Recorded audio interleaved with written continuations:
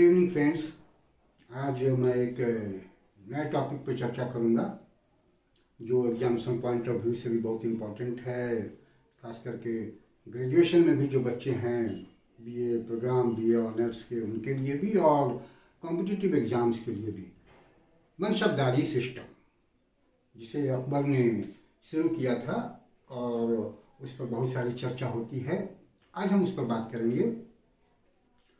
Basically Akbar के administrative system का एक इम्पॉर्टेंट पार्ट था मनसबदारी सिस्टम, जिसमें अकबर ने नोबिलिटी, ब्यूरोक्रेसी और आर्मी को एक साथ इंटीग्रेट किया, उनको एक ही कैडर में लाया और उनसे एक ही उनको मनसब दिया गया, मनसब का पोस्ट दिया गया और मनसबदार बनाया गया। बेसिकली मनसब जो शब्द है वो पर्शियन शब्द है जिसका अर्थ होता है रैंक, ऑफिस या पोस्ट। तो ये पर्शिया से ये शब्द लिया गया है। हालांकि ये जो सिस्टम है मनसबदारी सिस्टम, उसके बारे में कुछ इतिहासकारों के अपने अपने विचार हैं। जैसे कुरैशी का कहना है कि ये मनसबदारी सिस्टम जो है अकबर मंगोल और तैमूरिद से बोरो किया था। इसमें जो कुछ बातें थी, जैसे कैडर के जो नीम हैं वो तैमूरिद वंश से लाया गया था और जो डेसिमल सिस्टम है वो मंगोलों से लिया गया था।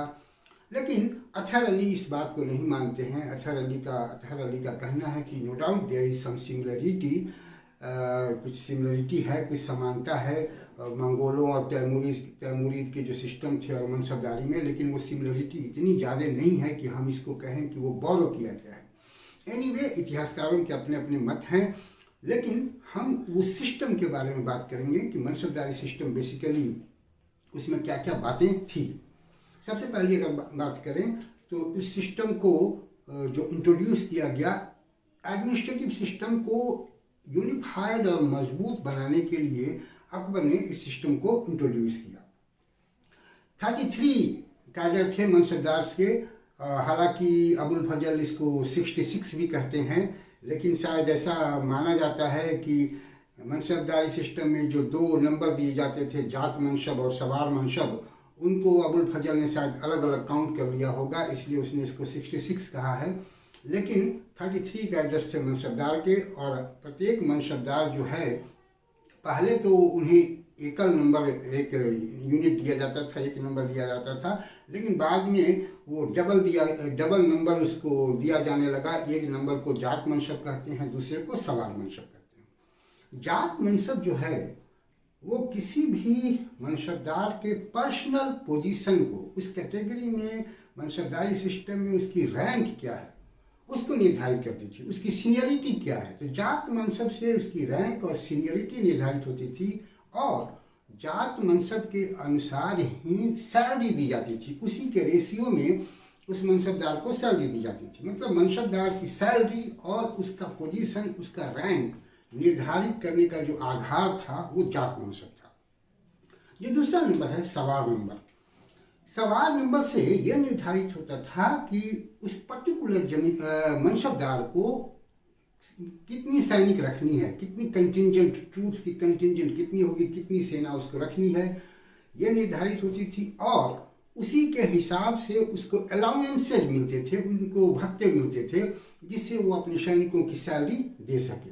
तो ये जात मनसब और सवार मनसब, ये 2 नंबर दिया जाता था, कन्फर किया जाता था प्रत्येक मनसबदार को। अकबर ने एक और सिस्टम बनाया था कि किसी भी कीमत पर, किसी भी सूरत में सवार मनसब जो है वो जात मनसब से ज़्यादा नहीं होगा। वो या तो इक्वल होगा या इक्वल से कम होगा। लेकिन यहाँ एक समस्या ये थी कि सवार मनसब ही सैनिकों की संख्या निर्धारित करता था, और अगर कोई इस तरह का एक्सपेडिशन है, इस तरह का कोई आक्रमण करना है या किसी पर जय विजय करना है, तो ऐसी परिस्थिति में अगर ज़्यादा सैनिकों की जरूरत पड़े तो क्या किया जाए। तो इसके लिए अकबर ने एक नियम बनाया जिसको मशरूत कहते हैं। मतलब कि अगर आवश्यकता पड़े तो इमरजेंसी के लिए अलग से सैनिक अपॉइंट किए जा सकते थे, वो कंडीशनल होते थे, और जब उसकी ज़रूरत ख़त्म हो जाए तो फिर उनको डिसबैंड कर दिया जाता था, उनको हटा दिया जाता था। तो इस व्यवस्था को हम मशरूत सिस्टम कहते हैं। अब ये जितने भी मनसबदार थे, जात और सवार मनसब जो थे, उनके रेशियो के अनुसार हर कैटेगरी में अलग अलग, हर रैंक में अलग अलग श्रेणियां बनाई गई थी। ये 3 श्रेणियां होती थी। पहली श्रेणी में वो आते थे जिनका जात नंबर और सवार नंबर समान होता था। मान लीजिए ऐसा हम देखें कि अगर जात नंबर 1000 है और सवार नंबर भी 1000 है, तो वो प्रथम श्रेणी में आते थे। दूसरी श्रेणी में वो आते थे जिनका जात नंबर से आधी सवार नंबर हो, हाफ सवार नंबर हो। अगर जात नंबर 1000 है और सवार नंबर 500 है, तो इसको दूसरी श्रेणी में रखा जाता था। और तीसरी श्रेणी में उनको रखा जाता था जिसमें सवार नंबर जात नंबर के हाफ से कम हो, उनको तीसरी श्रेणी में रखा जाता था। कि अगर 1000 जात नंबर है और सवार नंबर 400 300 ऐसा कुछ है, तो उनको थर्ड श्रेणी में रखा जाता था। तो अगर इन श्रेणियों के हिसाब से देखें तो टोटल श्रेणियों को मिलाकर 99 श्रेणियां हो जाएंगी।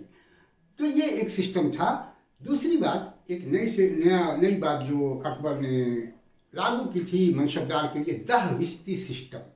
दहविस्ती सिस्टम का मतलब होता है कि प्रत्येक सैनिक को 2 घोड़े रखने पड़ेंगे। यह कंपलसरी था। ये चीज़ अलाउद्दीन भी शुरू किया था अपने टाइम में, लेकिन अलाउद्दीन के समय में ये कंपलसरी नहीं था। और अलाउद्दीन जब ये सिस्टम लाया था, अलाउद्दीन खिलजी, तो वो अलग से उसके लिए अलाउंस देता था सैनिकों को जो 2 घोड़े रखते थे। 78 टन का वो अलग से अलाउंस देता था। लेकिन अकबर ने अलग से कोई अलाउंस नहीं दिया। उसने कंपलसरी बनाई दहविस्ती सिस्टम के अंतर्गत कि प्रत्येक सैनिक को 2 घोड़े रखने ही पड़ेंगे। तो ये दहविस्ती सिस्टम अकबर ने इंट्रोड्यूस किया था। इसके साथ ही अकबर दाग और तसहिया, जिसको चेहरा भी कहते हैं या हुलिया भी कहते हैं, सिस्टम लाया। उसमें घोड़े जो होते थे उनको रॉयल सील से ब्रांडिंग की जाती थी ताकि उस घोड़े को कहीं बेचा ना जा सके। और तसहिया के अंतर्गत जो भी सैनिक होते थे उनका हुलिया लिखकर रखा जाता था ताकि कोई अपने बदले में कोई सब्स्टिट्यूट नहीं भेज दे। हालांकि ये सिस्टम पहले बलबन ने भी अपनाया था, बाद में अलाउद्दीन के टाइम में भी, शेरशाह के टाइम में भी था। तो ये सिस्टम जो है अकबर ने भी कंटिन्यू किया। जहाँ तक सैलरी देने की बात है, तो जो मनसबदार, छोटे मनसबदार थे, उनको कैश सैलरी दी जाती थी। और जो बड़े बड़े मनसबदार थे उनको लैंड के रूप में सैलरी दी जाती थी। और उनको जागीरदार भी कहा जाता था, इसलिए कि जो ज़मीन का टुकड़ा उनको दिया जाता था उसको जागीर कही जाती थी। और उन मनसबदारों को जागीरदार कहा जाता था। अब इसमें 2 बातें हैं, एक तनख्वाह जागीर और एक वतन जागीर। तनख्वाह जागीर तो जो नॉर्मल किसी भी मनसबदार को कहीं भी लैंड दे दिया जाता था एज सैलरी, उसको हम तनख्वाह जागीर कहते थे। लेकिन वतन जागीर नॉर्मली जो राजपूत मनसबदार थे उन्हीं को दी जाती थी। उनके होमलैंड में वो उनको दिया जाता था, तो उसको हम वतन जागीर कहते थे। तो इस प्रकार से सैलरी देने की व्यवस्था अकबर के टाइम में की गई थी। जितने भी मनसबदार थे उनको एज ए ब्यूरोक्रेट्स और एज आर्म फोर्स काम करना पड़ता था। सिर्फ डिपार्टमेंट ऑफ कजा, दीवाने कजा के जो लोग थे वो आर्म फोर्स से एग्जेम्प्ट किए गए थे। उनको एज ए आर्मी मैन और एज ए सोल्जर सर्व करना नहीं पड़ता था।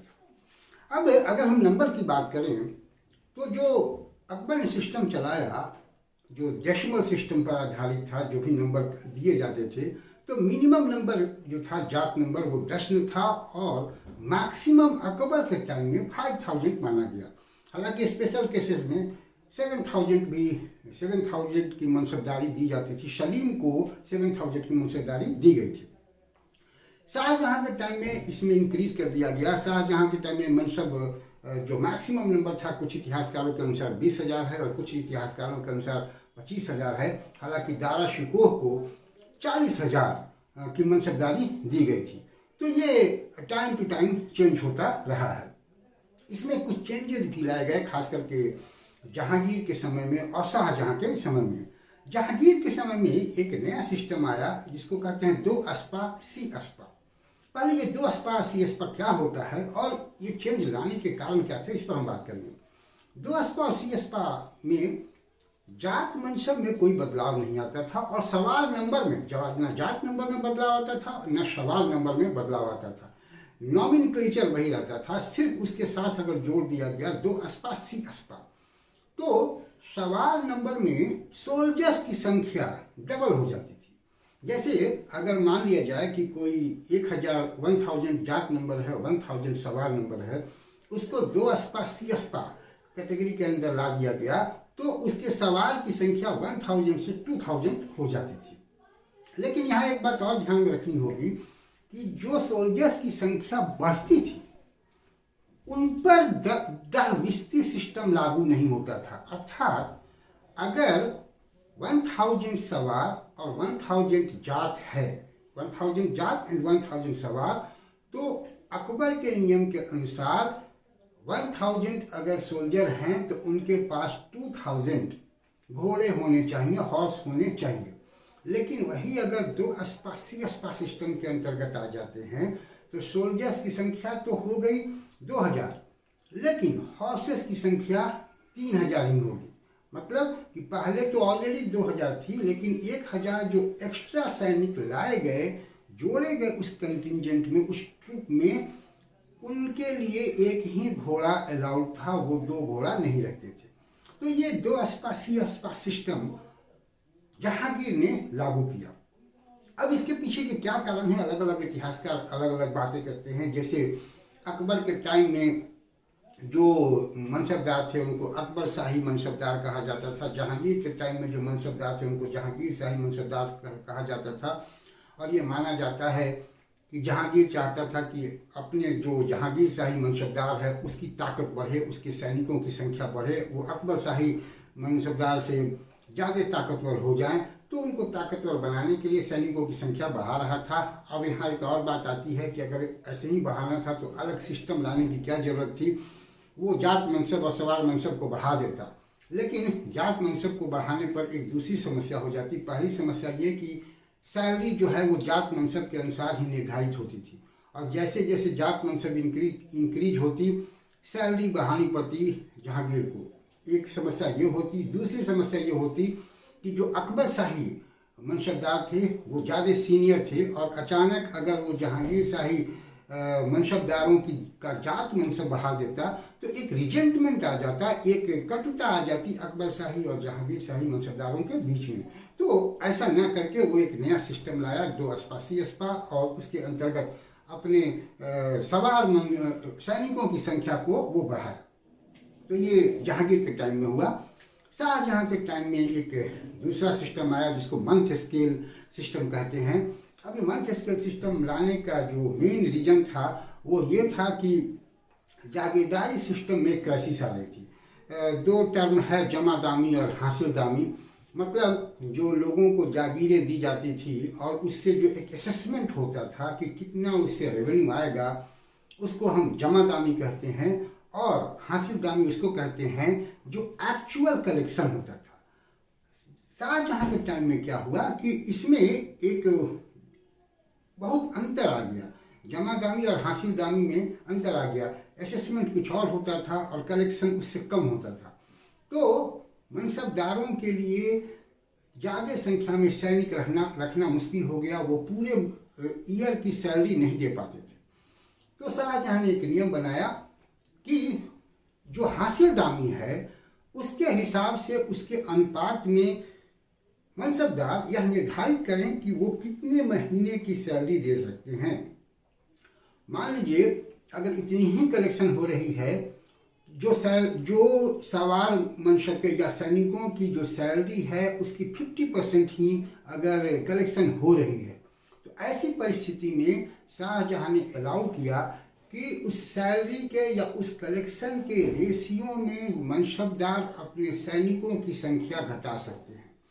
तो हासिलदामी के रेशियो में जो सैनिकों की संख्या घटाई जाती थी, उसी सिस्टम को हम मंथ स्केल सिस्टम कहते हैं। तो ये सिस्टम शाहजहां के टाइम में लाया गया। हालांकि इससे जो मुग़ल आर्मी है वो कमज़ोर हुई। और बाद में जब हम पतन पर बात करेंगे तो उसमें इसका भी अपना एक रोल है। तो ये एक बदलाव शाहजहाँ के टाइम में आया, और मोर और लेस उसके बाद के जो बादशाह थे उन लोगों ने कोई बदलाव नहीं लाया।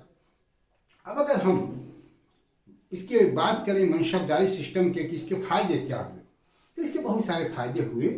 पहला फायदा तो ये हुआ कि एक यूनिफाइड सिस्टम शुरू हुआ, और ये यूनिफाइड सिस्टम जो है वो राजा के बिल्कुल, बादशाह के बिल्कुल कंट्रोल में रहता था।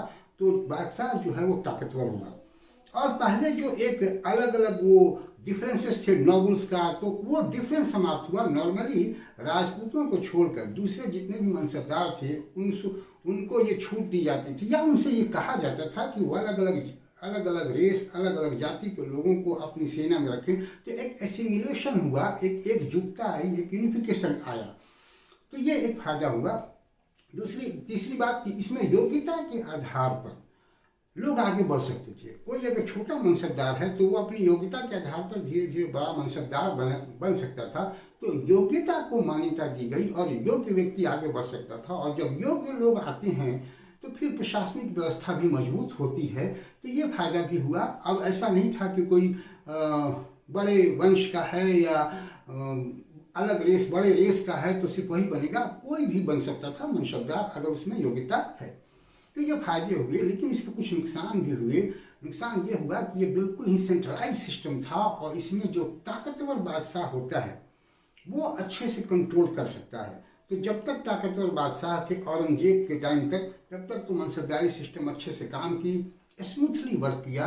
लेकिन औरंगजेब के बाद जब कमज़ोर बादशाह आने लगे तो वो धीरे धीरे अपनी पकड़ इस पर से उनकी छूटती गई।